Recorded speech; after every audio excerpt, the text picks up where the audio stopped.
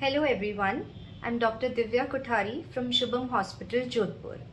Today I'll be discussing a very important and commonly encountered obstetrical emergency or complication, that is preterm labor.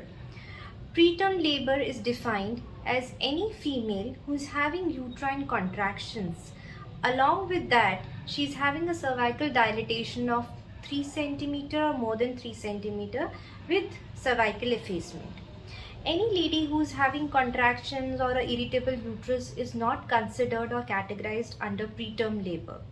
Why it is important to delineate or differentiate between irritable uterus and preterm labor is because the management totally changes and the chances of a neonatal survival and to delay the delivery are much better in just simple uterine contractions or irritable uterus rather than in a preterm labor. Preterm labor itself is divided or categorized as early and late preterm. The early preterm is further divided into ones between 28 to 32 weeks, from 32 weeks to 34 weeks, and then from 34 to 37 weeks. The basis of this categorization is the chances of the neonate survival depending on the lung maturity. The more early the labor, the less chances of survival is for the preterm. To manage a preterm labor is that we cannot stop the contractions or delay the delivery altogether. Whatever we do, we cannot do it. Our target or our reason to treat or investigate the patient is to delay the delivery as much as possible, and if possible for at least 48 to 72 hours, which gives us the time to give them steroids, corticosteroids. The preferred one is betnisol, and we can also give them Dexona.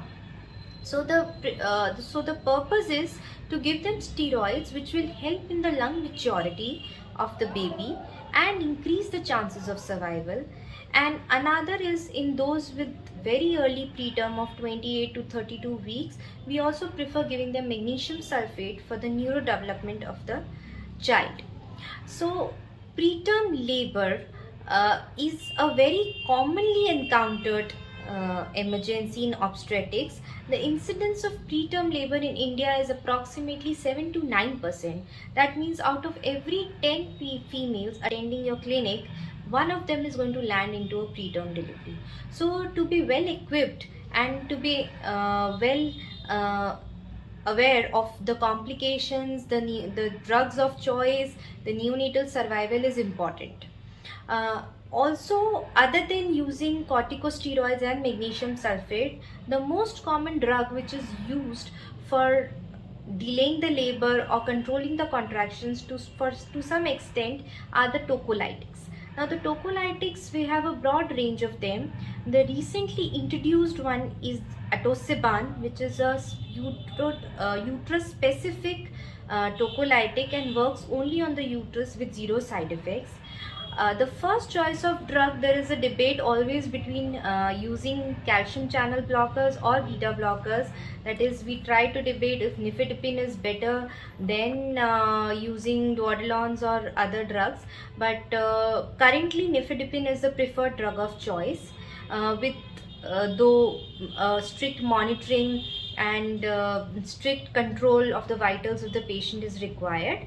Other than that, preterm labor patients are not only prone for a neonate which requires a lot of support, but they are also prone for other obstetrical complications like PPH, embolisms. So we have to be prepared for other emergencies also whenever we are encountering a patient having preterm labor. Thank you everyone.